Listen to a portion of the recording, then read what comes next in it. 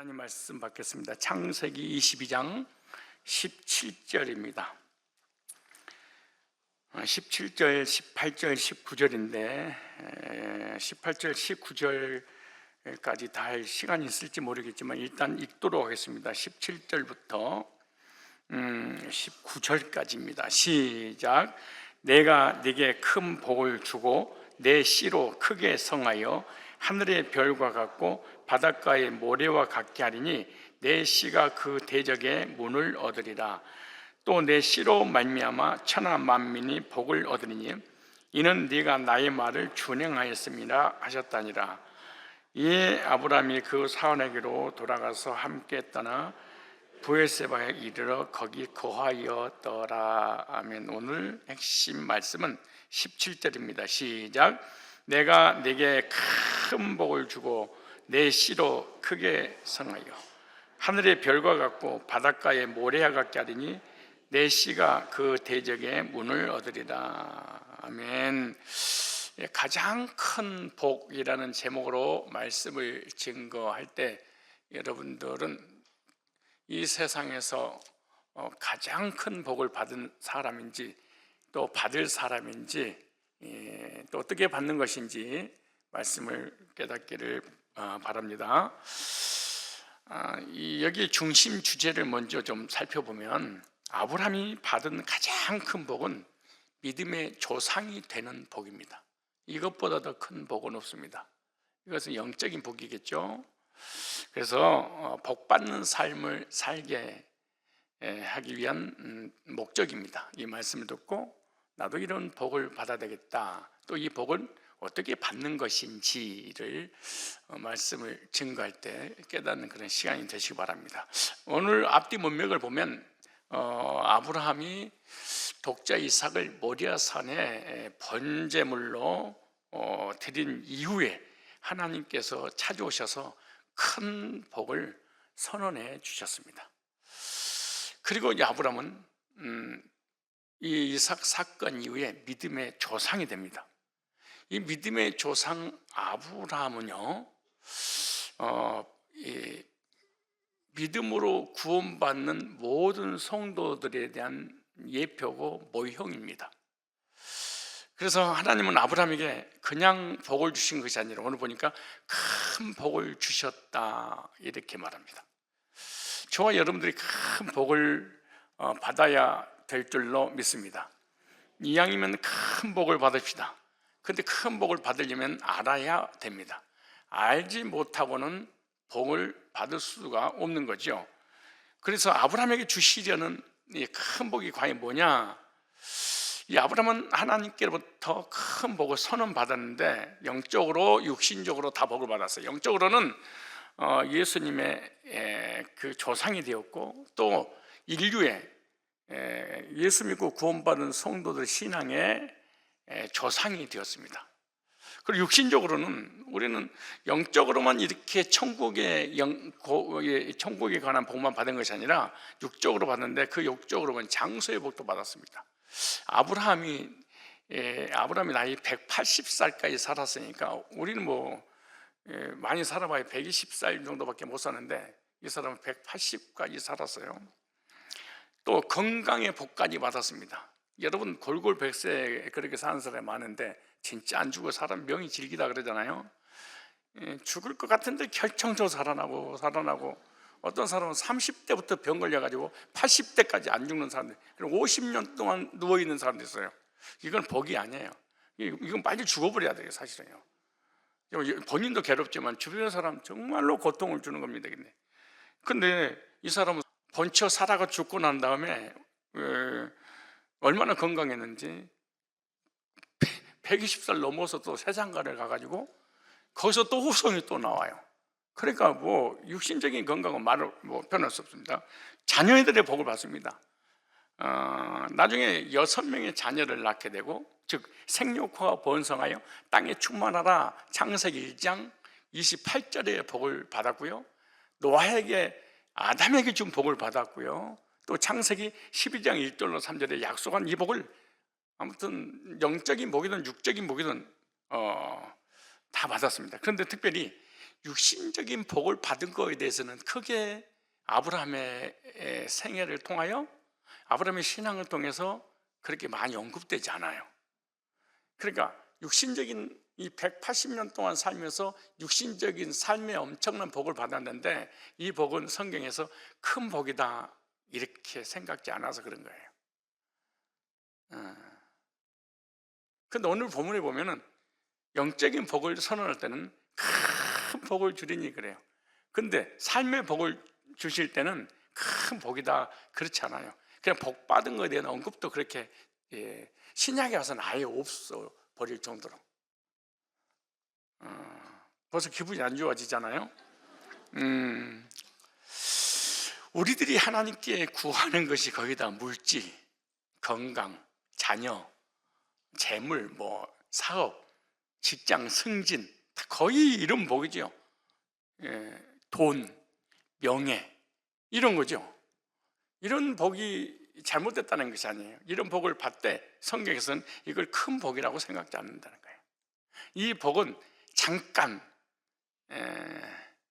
일시적인 복이다 이렇게 말하죠. 그래서 이런 복은 아주 작은, 우리는 작은 복 받지 말고 큰 복 받아야 될 줄 믿습니다.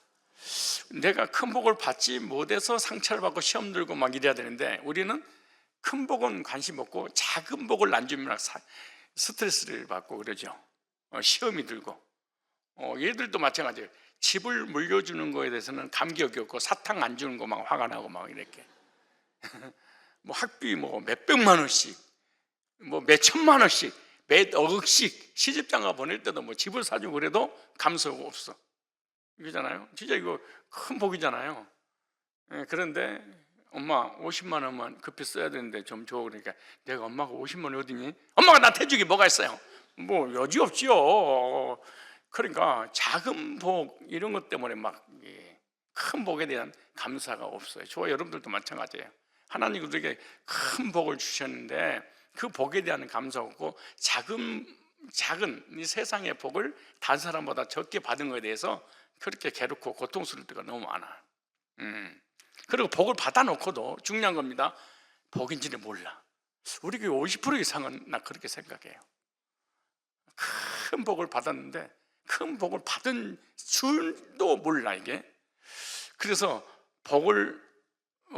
복인 줄 아는 것이 복 받은 사람입니다. 복을 줬는데 복인지를 몰라. 돼지다 그래. 돼지에게는 진주를 주지 말라 그래요. 왜냐? 진주가 뭔지를, 귀한 건지를 몰라. 밟아버려. 진주는 누구한테 줘야 되냐? 우리 교회 권사님들한테 줘야지. 감사합니다, 고맙습니다, 감사를 잊어버리지 않겠죠? 저 여러분들이 마음 놓고 예배드리고 기도하고 헌신하고 충성하고 봉사하고 찬양하고 막 워십하고 막 드럼을 치고 피아노 이거요 감사해야 됩니다. 이렇게 자유롭게 신앙생활 하는 것만 해도 큰 복인 줄 믿습니다. 오늘 22장 15절부터 좀 읽어볼까요? 22장 15절. 아브라함에게 하나님께서 두 번 나타났죠. 한 번은 독자 이삭을 모리아산의 번제물로 드려라 라고 그랬던 것이고, 또 한 번 이제 순종하고 난 이후에 이렇게 말하죠. 15절에 여호와의 사자가 하늘에서부터 두 번째 아브라함을 불러 이러죠. 불러 이 단어 좀 이해를 할 필요가 있어요. 이게 불렀단 말은 카라라는 단어입니다. 부르다, 선포하다, 소환하다 이런 뜻입니다. 카라. 이 의미가 무슨 의미냐? 아브라함이 이삭을 죽여서 하나님께 번제로 드리려고 할 때 첫 번째 음성이 있었고, 그죠? 또 두 번째 음성이 또 복을 주시려고 불러주셨죠. 한 번은 순종을 요구했고 또 한 번은 복을 주시려고. 여기 문법 보니까 접속사로 사용했는데 무슨 말이냐? 여호와의 사자가 첫 번째 아브라함 부를 후에 다시 두 번째 하늘에서 아브라함을 부른 것을 말하고 있는 거예요. 접속사는. 근데 여기 보니까 능동태로 기록됐습니다. 여호와의 사자가 하늘에서 아브라함을 부른 것을 의미하는 거예요. 그래서 여호와의 사자가 아브라함에게 축복을 약속하기 위해서 부른 내용이 두 번째 부릅니다. 저와 여러분들에게도 순종을 요구하고 순종이 끝나고 나면은 하나님이 복을 주시려고 다시 부르신다, 이렇게 생각하시면 됩니다. 순종이 없는 복은 없습니다. 하나님의 뜻을 이루기 위해서 순종하면 하나님께서 불러서 우리에게 필요한 것을 주시는 것이죠.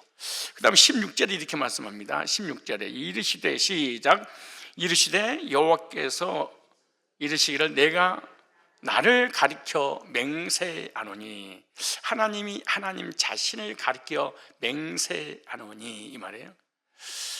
네가 이같이 행하여 네 아들 네 독자도 아끼지 아니하였은즉, 여호와 하나님께서 아브라함이 말씀하시는데 네가 하나님 말씀 듣고 순종하여 이삭을 아끼지 아니하였은즉, 이렇게 말씀하는 거죠.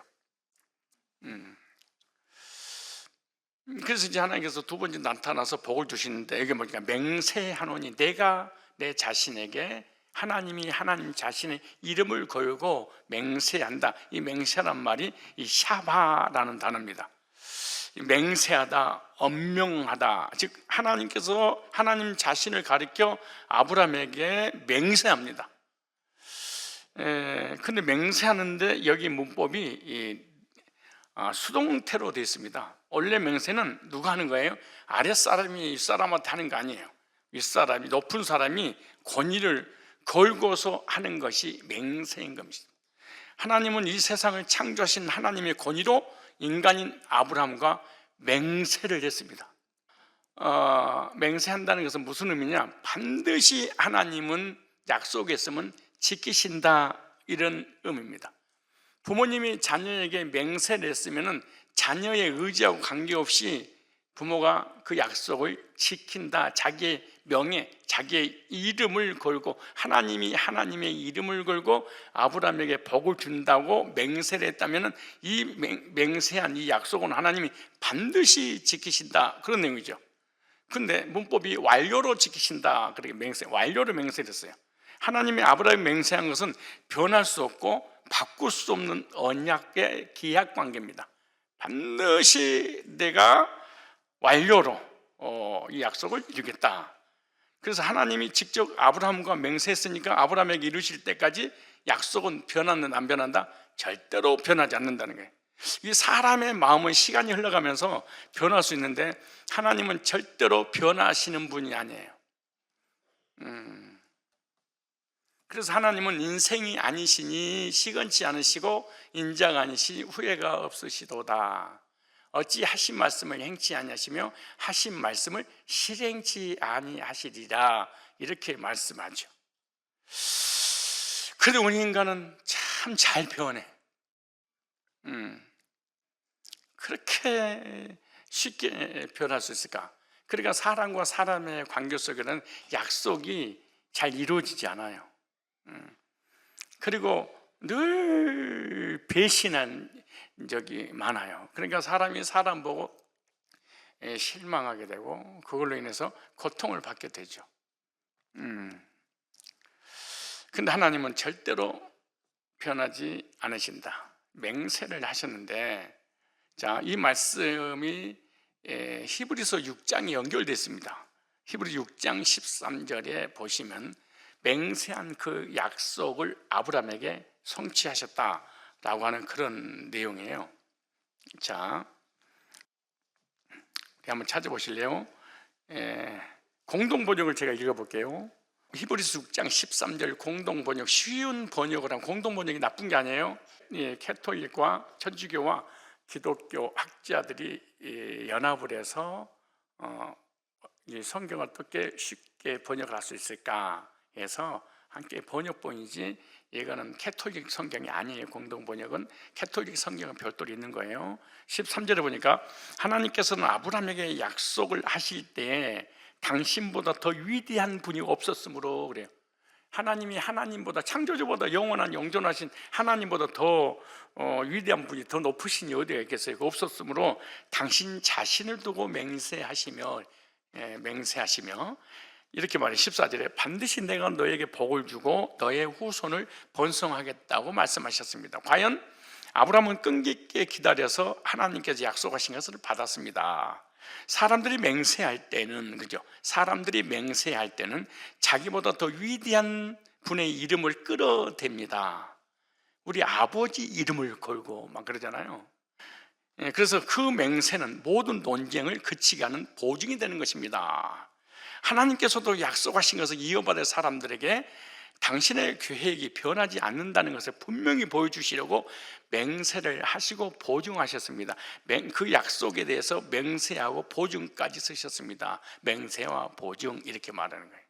그러니까 우리의 영적인 큰 구원과 삶의 복이 얼마나 안전합니까? 그래서 우리의 영적인 구원의 복과 삶의 복을 받을 때 어떤 감정이나 느낌이나 환경의 변화에 따라서 믿음이 왔다 갔다 하면 그건 진짜 믿음이 아니에요. 그래서 성경에 근거한 믿음을 소유할 때 하나님이 약속을 받았다라고 하는 거예요. 그럼 여러분이 기도를 아무리 오래 해도 하나님께서 주신 약속을 붙잡고 하지 않는 기도는 허공을 치는 거하고 똑같은 거예요. 그냥 정성을 다해 산 거예요. 그냥 하나님 앞에 상달되는 기도가 아니고 정성을 다해서 내 노력의 결과를 하나님께서 응답해 주세요.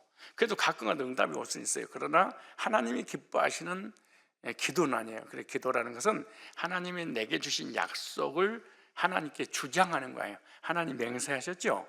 이 약속에다가 보증까지 쓰셨죠? 그 약속대로 이루어 주십시오라고 말씀을 붙잡고 기도하는 것이 진짜 기도인 것입니다. 그래서 18절에 이렇게 말합니다. 하나님은 거짓말을 하실 수 없는 분이시므로, 신천지는 하나님도 선한 거짓말하고 바울도 영혼 구령을 위해서 선한 거짓말 했다라고 하는데 그것이 거짓말이에요. 하나님은 다 해. 근데 거짓말만 못해. 그죠? 하나님은 다 하시는데 뭘 못해? 거짓말할 수 없는 분이시므로 그분의 약속과 맹세는 변하지 않습니다. 따라서 그 하나님을 피난처로 삼는 우리는 큰 용기를 얻어 우리 앞에 놓인 희망을 굳게 붙잡을 수 있습니다. 이렇게 말하죠. 그래서 하나님께서 아브라함을 불러서 맹세로 보증하시면서 내가 너에게 큰 복을 줄 거야 라고 약속을 다 하신 거예요. 창세기 12장 16절 다시, 왜 이런 복을 주셨냐 이렇게 하는 얘기 나오죠. 이르시되 여호와께서 이르시기를 내가 나를 가르쳐 맹세하노니 네가 이같이 행하여 네 아들, 독자잖아요, 아끼지 아니하였은즉 네 독자란 말이 야히드라는 단어입니다. 야히드, 유일한 단 하나의 이런 말이에요. 그러니까 하나님이 아브라함에게 노년해 주신 독자 이삭을 바치라고 했을 때 아브라함은 아끼지 않고 드렸다 이렇게 말하죠. 우리는 하나님 앞에 드린 게 모든 게 아까워. 그죠? 뭐 하나님이 내게 주신 것도 다시 달라면 막 짜증나고 시험 들고 하나님 안 믿어버려. 다 아까워. 근데 아끼지 아니하셨은즉, 물질에 대해서 노예가 되고 물질이 막 아깝고 막 시험 들고 물질에 인색하다, 교회에 큰 직분을 맡아서는 안 돼. 성경에 나오잖아요. 디모데전서에 장로가 궁색하면 절대로 하지 말지, 세우지 말지니, 세우지 못하게. 교회가 돈을 떠나서 그 자체가 믿음이 없는 것이다 그렇게 말하기 때문에 그런 거예요. 아주 그래서 본이 되어라 그러잖아요. 본이 되어라. 모든 성도에게 본이 된 사람을 세울지니, 본이 안 되면 세우면 위험한 거예요. 자, 아브라함에게 노년에 주신 사랑하는 독자 이삭을 뭐 했어요? 아끼지 않고 드렸다. 가장 좋은 것을 드린 거예요. 하나님께서 독자 이삭을 모리아산에 번제물로 드리라 그러니까 하나님께서 싫어하시는 애 있잖아요. 쫓아버리라는 애, 걔 있죠. 누구니? 그 이씨 있잖아요. 이씨, 스마엘. 걔 있잖아요. 걔로 하시지.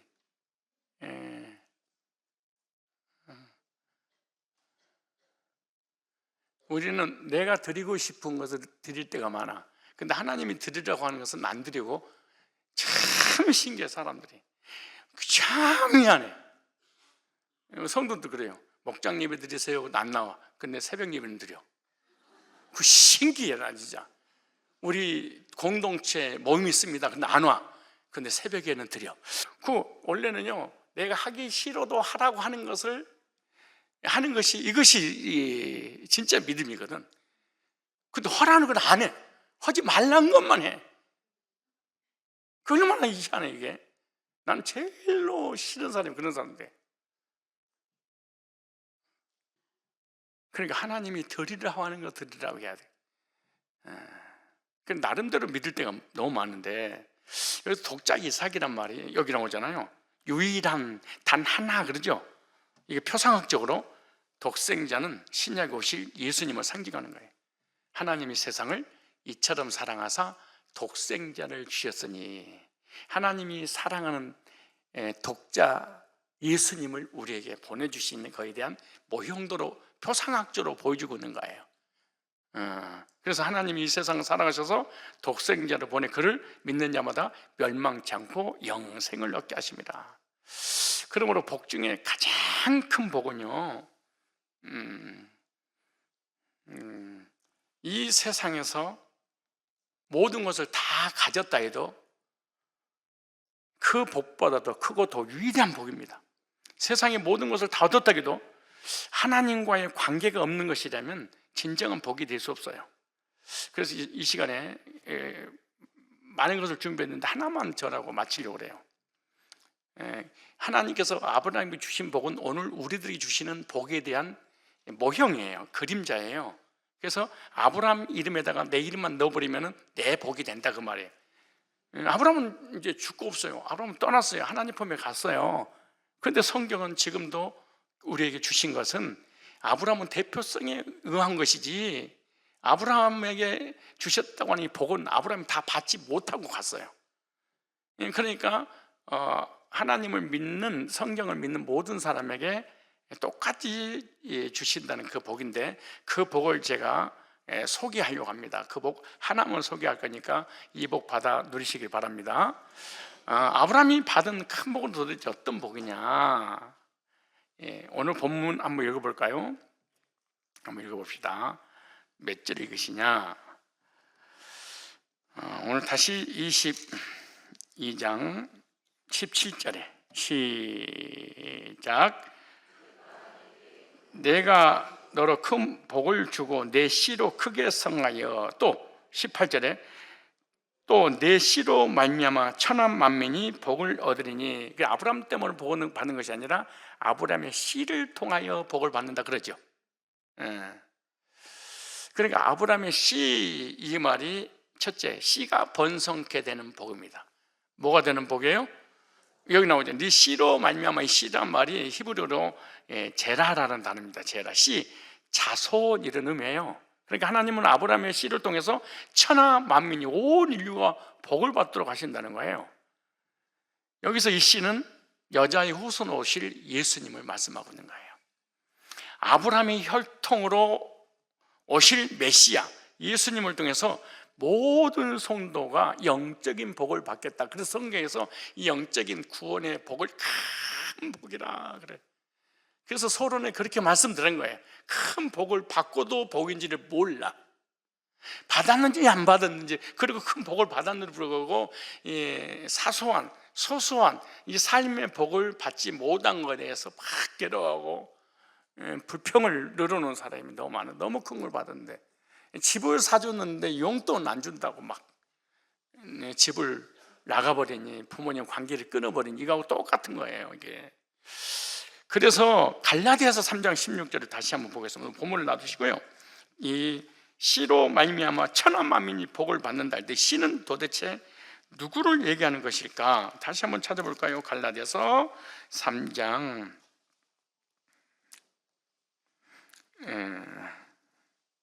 16절이에요. 다 같이 읽겠습니다. 시작. 이 약속들은 아브라함과 그 자손에게 그러니까 이 약속들은 씨를 통하여 천하 만민이 복을 받을 때, 이 천하 만민이 받을 복은 큰 복이라는 거예요. 이 세상에서 받은 복하고는 비교도 안 된다는 거예요. 대통령이 판검산이 이 복하고는 0.1%도 큰 복에 근사치 따라오지 못한. 그래서 아브라함이 이 땅에서 받았던 그 엄청난 복들 있잖아요, 성경이 별로 기록되지 않아요.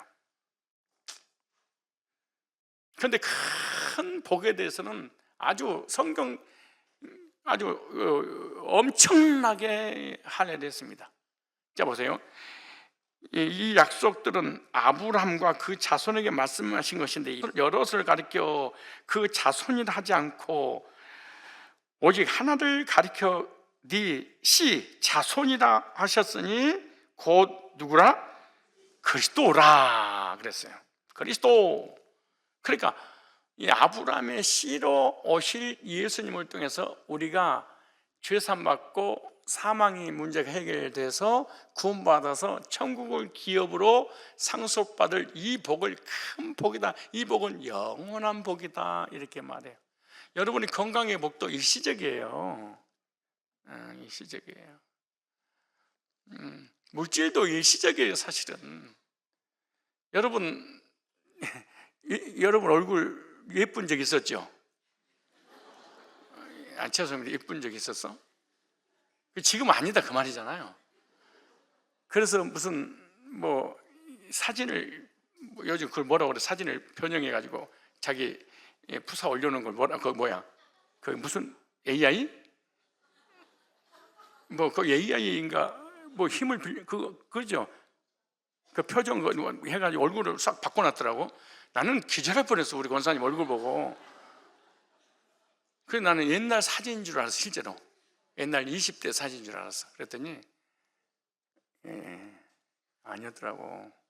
근데 그런 젊음이 있었어, 사실은. 근데 지금 사실은 여러분 봐봐, 스스로 자기 자신을 봐도 실망할 때가 얼마나 많아. 옆구리 튀어나오지, 궁둥이 튀어나오지, 배 튀어나오지. 집에서 아무리 배를 때려도 안 들어가지. 이거 막 몸은 낳고 나니까 몸 망가질 줄 망가지지. 이게 좀 저는 배 들고 다니지. 막 이게 얼마나 고통스럽겠어. 주름살 정시 없이 늘어나는 거. 하룻밤 자고 나면 김이 주근깨 막 주름. 그잖아요. 이거는 다 그렇게 일시적인 것들이에요. 물질도 건강도 명예도 세상과 대통령도 다 영원하지 않는 거예요. 진짜 영원한 것은 그리스도를 통해서 구원받는 복이에요. 이건 이 세상은 다 변하고 다 바뀌어.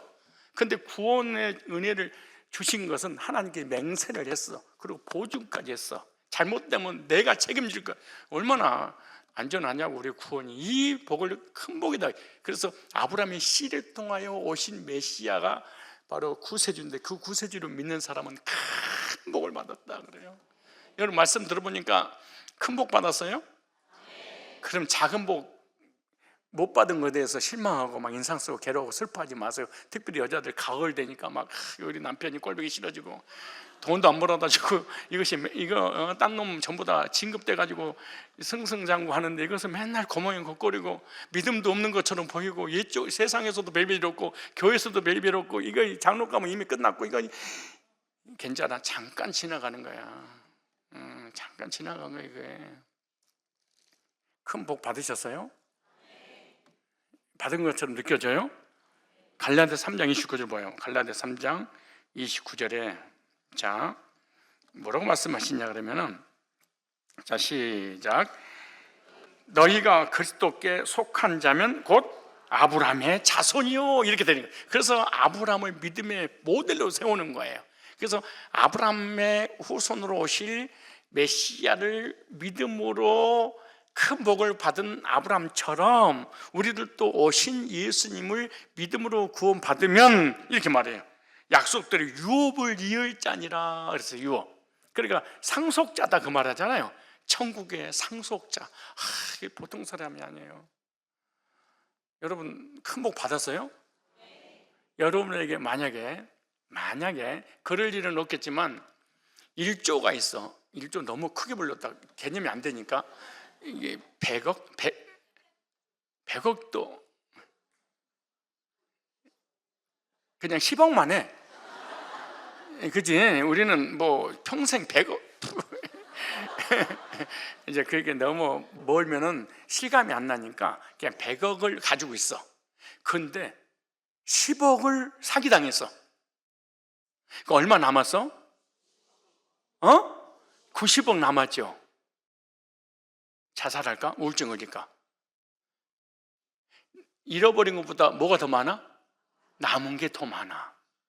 그러니까 사기당하고 잃어버리고 손해봐도 90억 있으니까 든든해. 그지요? 그런데 3장 29절에 너희가 그리스도께 속한 자면 곧 아브라함의 자손이요 약속대로 유업을 이을 자니라. 그러니까 우리에게 하나님이 큰 복통을 주신 거야.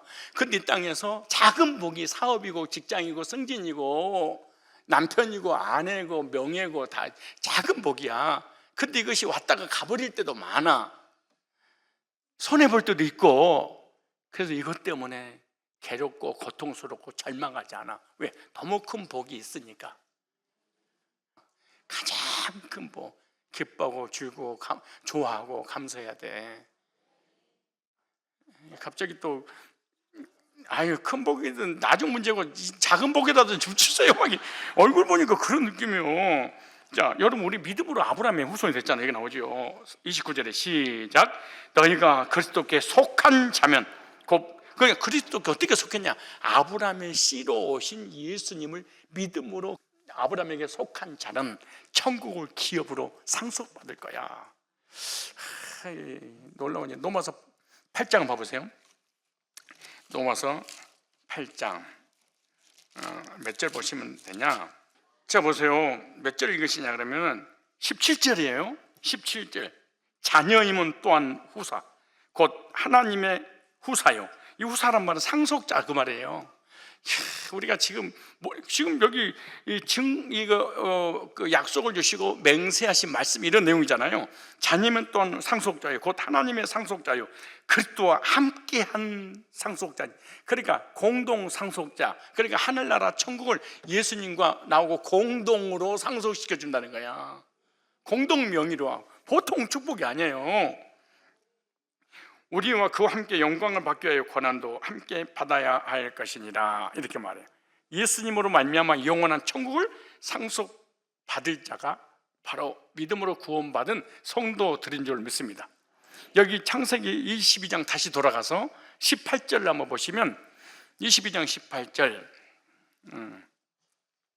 또 내 씨로 말미암아 천하 만민이 복을 받으리니. 천하 만민이 그 씨 예수님을 통해서 온 인류가 영적인 복, 큰 복과 육신적인 삶의 복을 받게 될 것인데 여기 복을 받으리니 복이란 말이 바라크라는 단어입니다. 따라서 해볼래요? 바라크. 이 바라크란 말은 무릎을 꿇다, 축복하다, 복을 주다, 찬양하다 이런 뜻이 바라크라는 단어입니다. 그래서 아브라함의 씨에서 나올 자를 통해서 천하 만민이 복을 받게 되는데 문법이 이 접속사로 되어 있습니다. 아브라함의 씨에서 나온 자를 통해서 천하 만민이 계속해서 복을 받을 것이다. 즉 구속사적인 관점에서 이 말씀을 적용하면 마리아의 몸을 통해서 성령을 잉태하여 탄생하신 예수님을 통해서 천하 만민이 복을 받게 될 것이다. 이렇게 말씀하는 거죠. 저는 이 복을 받은 것 같아요. 왜냐하면 이 믿음으로 구원받고 나를 통해서 얼마나 많은 영혼들이 영적인 큰 복을 받고 있습니까? 이 한 사람으로 말미암아 전 인류가 복을 받게 되잖아요. 우리 한 사람이 복을 받고 온 인류에게 퍼뜨려 나가는 거죠. 여기 히트파일 동사입니다. 히트파일이란 말은 옛날에 내가 문법을 강의할 때 말씀을 드렸는데 주어가 했던 행동이 원인이 되어 그 결과가 나에게 주어진다 이런 것이. 그러니까 내가 했던 행동이 언인이 되어 결과가 나한테 그렇게 주어진다는 것이 히트파일 동사입니다. 이게 강조 제기 동사인데, 즉 아브라함의 씨가 아니면 이 복을 받을 수 없다 그 말이에요. 이게 전제 조건이에요. 아브라함의 씨를 통해서만 이 큰 복을 받을 수 있다. 즉 성도는 예수님이 아니면 구원의 복을 받을 수 없고 삶의 복도 받을 수 없다.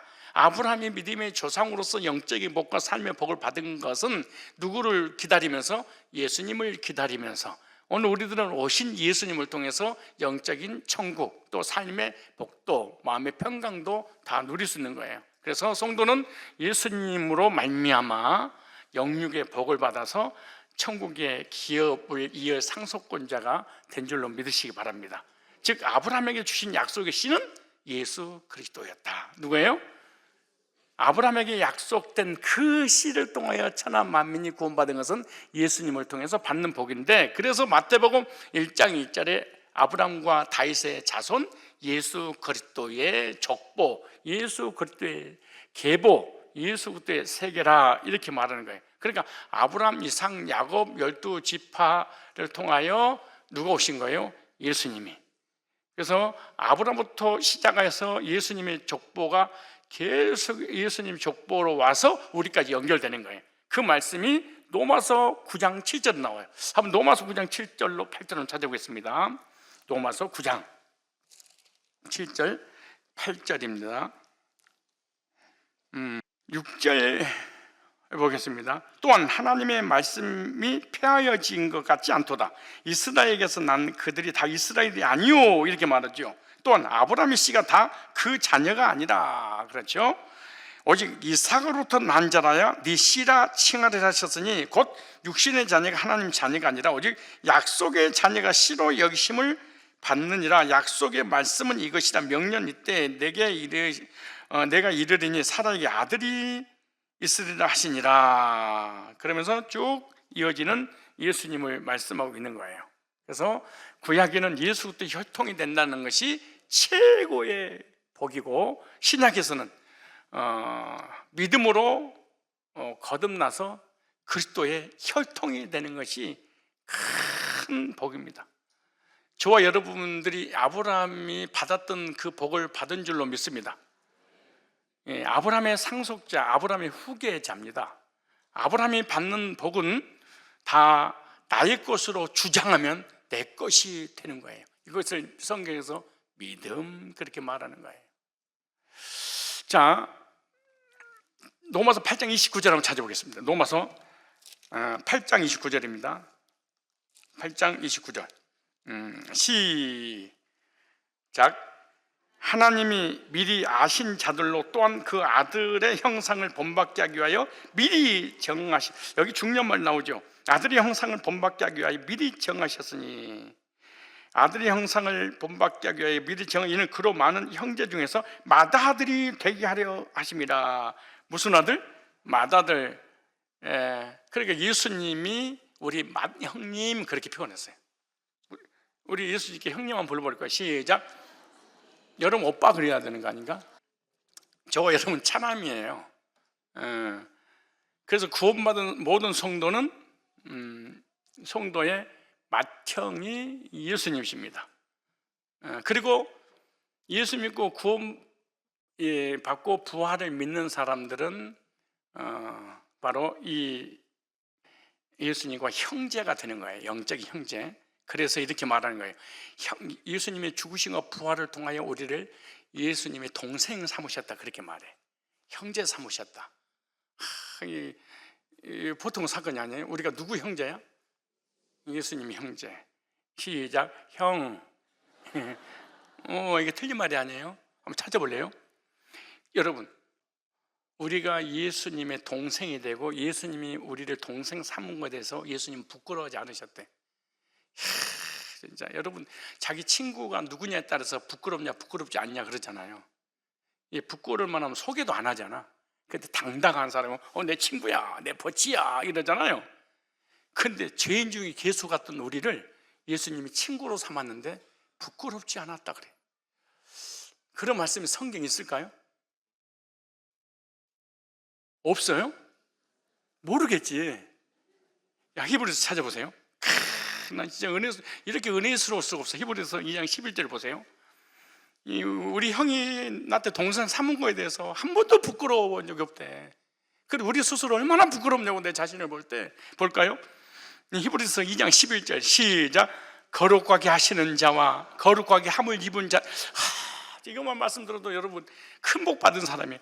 거룩하게 하시는 자와 거룩하게 함을 입은 자들이, 저와 여러분을 하나님께서 예수님을 통해서 우리를 거룩하게 하셨어. 그래서 우리는 거룩하게 되었어요. 그러니까 죄인이 의인된 거야. 내가 되고 싶어 된 게 아니고 예수님을 통해서 하나님 나를 거룩하다고 하셨고 나는 거룩하게 됐어요. 보세요. 거룩함을 입은 자들이 다 하나에서 난지라. 보세요. 그러므로 자 보세요. 거룩하게 하시는 자와 거룩하게, 그러니까 누구예요? 예수님과 누구예요? 성도들 얘기하는 거예요.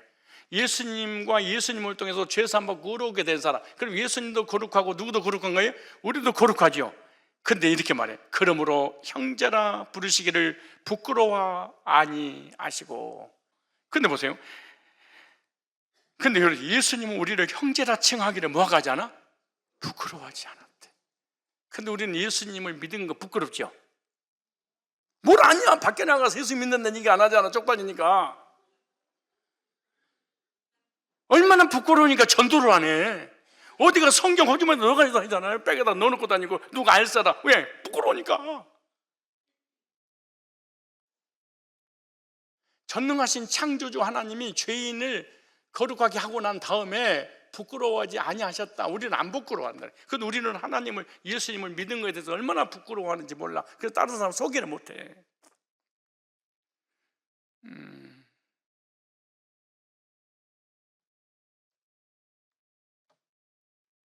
어디 내놔도 괜찮은 실력자들 있으면 막 소개하고 그러잖아요. 야, 네 남친 좀 소개해봐. 아유, 뭘 그렇게 알라고 그래. 아니, 그냥 좀 데려가봐. 아니, 네 신랑도 좀 보여줘봐. 아, 괜찮아. 아, 부끄럽게 왜 그래. 아니, 쪽팔리게 진짜. 아니, 안 버리겠더나. 야, 너네 부모님 좀 소개 좀. 야, 우리 부모님, 아, 이거 보지 마. 우리가 예수님을 향해서 그럴 수도 있어요. 왜? 자신 있게 예수님을 밖에 나가 소개를 못하면 그 예수님은 우리를 부끄러워하지 않는데, 예수 피로 거룩하게 해놓고 예수님도 거룩하고 우리도 거룩한데 난 너를 한 번도 부끄러워해 본 적이 없다 이래. 우리를 동생 삼고 난 이후에 부끄럽니 창피하니 수치스럽니 이런 적이 없대. 너무너무 예수님께서 기뻐하시는 우리를 보고. 진짜 우리는 실감이 안 나죠. 사실 그냥 지나가는데. 그죠? 실감 나세요? 그만 안 난다니까. 이게 죄인 근성 때문에 그런 거야. 나 같은 것을 뭐 부끄러워하지 않겠어요? 나도 예수님 부끄러운데 예수님 나를 부끄러워하지 않다니요.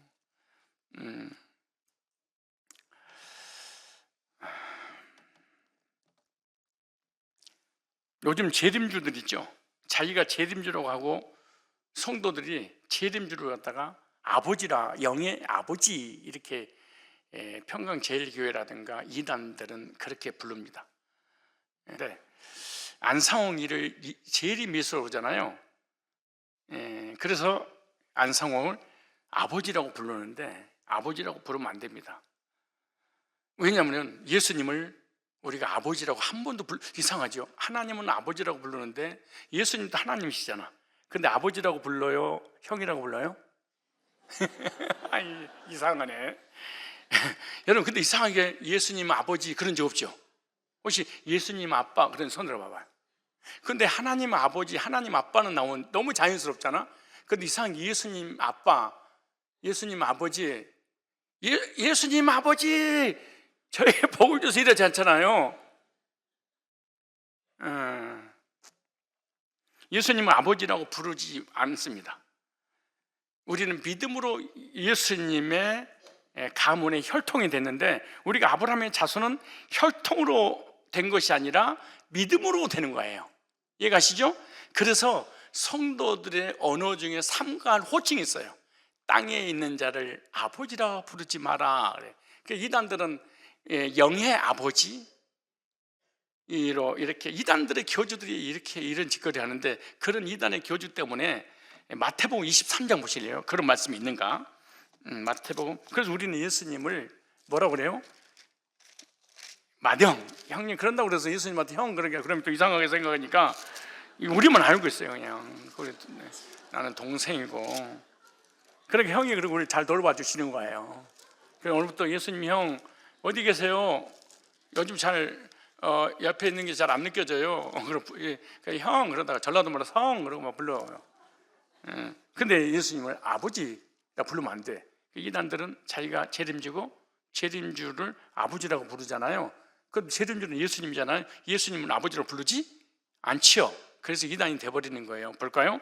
마태복음 23장에 보시면, 마태복음 23장 중요한 말씀 있네요. 8절에 성도가 삼가의 호칭이에요. 이런 호칭을 여러분들이 스스로 사람들을 하여금 불러지게 하면 안 돼. 아주 위험한 거예요. 첫째, 뭐라고 부르면 안 되냐? 23장 8절 보니까 그러나 너희는 랍비라 칭함을 받지 말라. 너희 선생은 하나이요 너희는 다 형제니라. 그렇죠. 그러니까 첫 번째, 랍비라 칭함 받지 마라. 우리의 진정한 스승은 그리스도 외에는 없다, 그렇게 말하는 거예요. 자신을 가르치는 선생 외에 선생의 칭호로 사용하지 말아야 되는데, 구원받은 성도의 진정한 영적 스승은 그리스도밖에 없어요. 목회자도 아니에요, 장로도 아니에요, 지도자도 아니에요. 내가 제자 훈련 시켰으니까 나는 선생이고 내 제자다, 이렇게 생각하시면 안 됩니다. 영적인 스승은 랍비는 그리스도밖에 없다고 말이죠. 그런데 이단 교주들이 선생의 칭호로 받는 것은 자신을 그리스도라는 것을 나타내는 것이죠. 신도들이 교주를 선생으로 부르는 것은 교주를 그리스도라 이렇게 인정하는 거하고 똑같은 거예요. 그러니까 그리스도 외에는 선생이 있다 없다?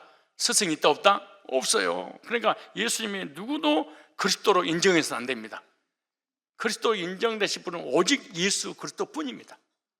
우리는 예수님께 인도하는 그냥 길잡이일 뿐이지 나의 제자가 아니에요. 예수님의 제자고 우리한테 선생이 위탁을 시킨 거죠. 그래야만이 우리가 교만해지지 않습니다. 바리새인 사두개인들 랍비들이 다 멸망당한 이유가 뭐냐? 내 제자를 삼아서 이게 문제가 되는 거예요. 여러분 이제 23년도가 지나고 24년도 돌아오잖아요. 그럼 목장 편성이 막 바뀌게 되고 내년에는 완전히 180도 다 바꿔버릴 텐데, 그럴 때 네가 나하고 어떤 관계인데 내가 너한테 뿌리는 헌신이 얼마인데 이런 거 하면 안 돼. 미련 없이 보내야 돼. 시험 들 거 없어요. 이리 가든 저리 가도 뭐 옮겨 타든 하면 안 돼.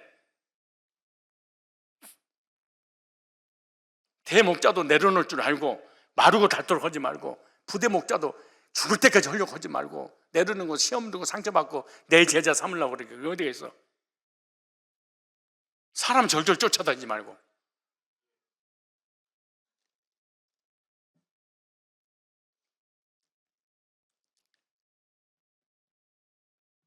언제든지 갈아타야 돼. 언제든지 옮겨 타야 돼. 내 제자 만들려고 하는 순간 사람 잃어버리고 자기도 교만해져. 이게 문제야. 그래서 대목자, 부대목자, 리더가 되면은 은혜를 받지 못한 이유 중에 하나가 뭔 줄 아세요? 뭔가 세상적으로 출세한 것처럼 느껴버리게. 그래서 판단하고 비판하고 정지하는 직분이 돼버리고 마는 거예요. 아주 위험한 거예요. 언제든지 바뀌어갈 수 있구나 이게.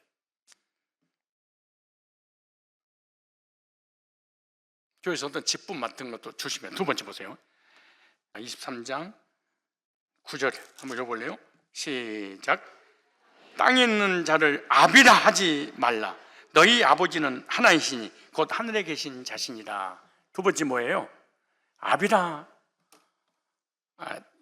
칭함을 삼가해라. 왜냐? 성도의 아버지는 한 분이에요. 예수님은 아버지라고 하지 않아요. 주님이라고 그러죠. 구주. 하늘에 계신 하나님 한 분, 한 분이 모든 성도의 아버지입니다. 우리는 전부 다 형제들이에요. 예수님은 큰형, 우리는 차남들이에요. 다.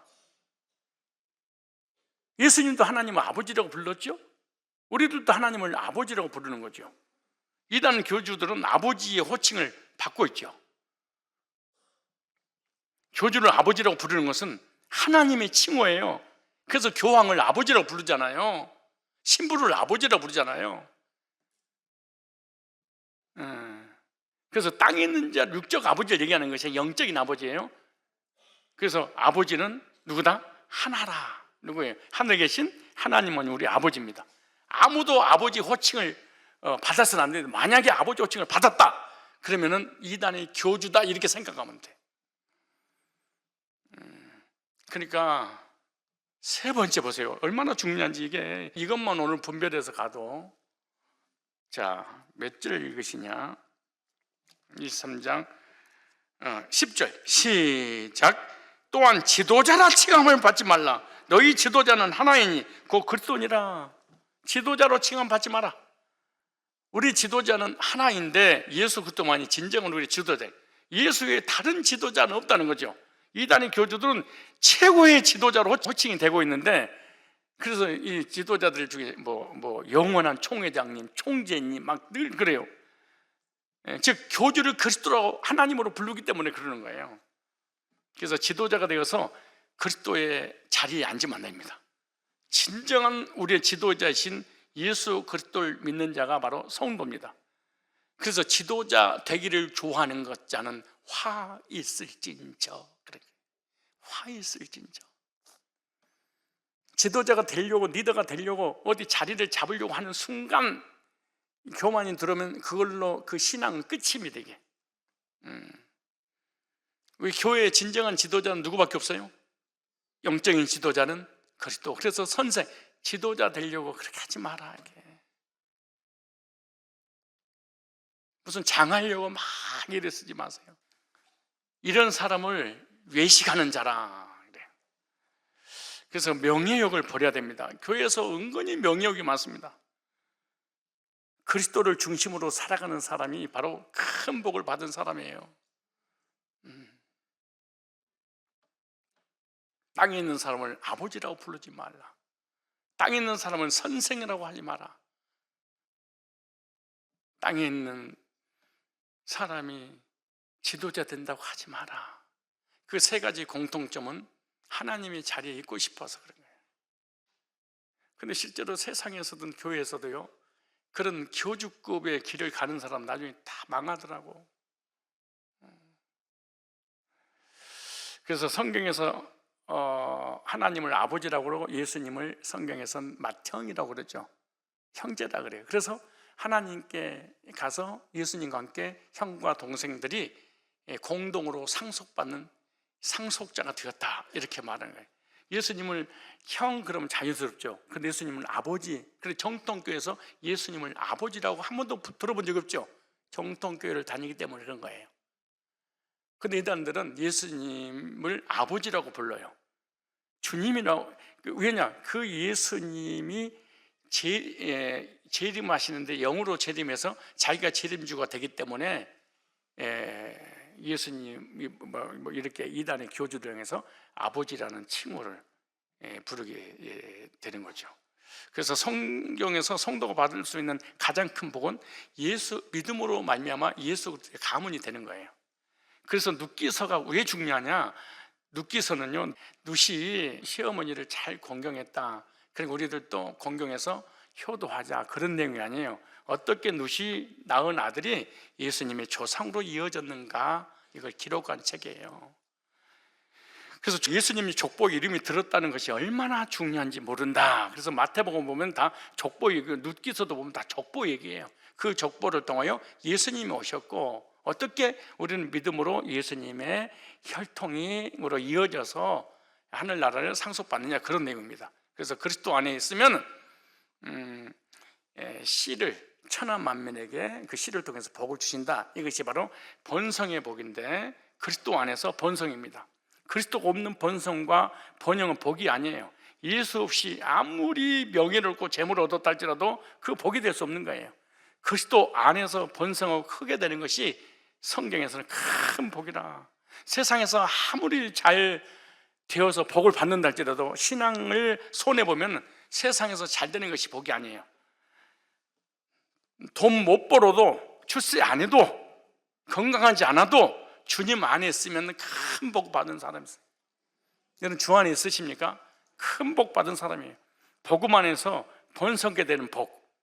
저와 여러분이 복음 안에서 영적으로 구원받고 하늘나라 상속받고 이 세상에 좀 세상 사람들보다 부족하게 산다 할지라도 우리는 큰 복을 받았다는 확신을 가지시기 바랍니다.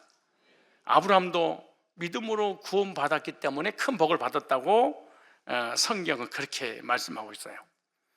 우리들도 믿음으로 갈라디아 3장 7절 보니까 그런데 믿음으로 말미암는 자들은 아브라함의 자손이 되는 줄 알지어다.